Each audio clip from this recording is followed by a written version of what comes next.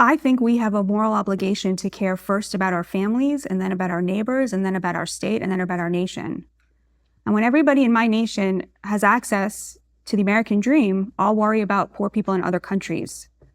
To me, that's from the moral point of view.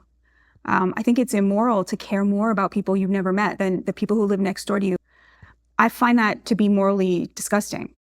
I feel pity for everybody, but that doesn't take away the fact that we have a world based on nation states, and I'm very happy about that. There's the sort of Hannah Arendt perspective, which I totally buy into, that, the only human right that we truly have is the right to civil rights. And a civil right is something that's guaranteed by a government. It's a contract we make with a government that we vote for. It's not a gift that, a Western nation can bestow upon a non-Western nation. It's a compact that we make with a government. They ensure our rights. They protect our rights from themselves and from our, fellow Americans. And in return, we vote for them.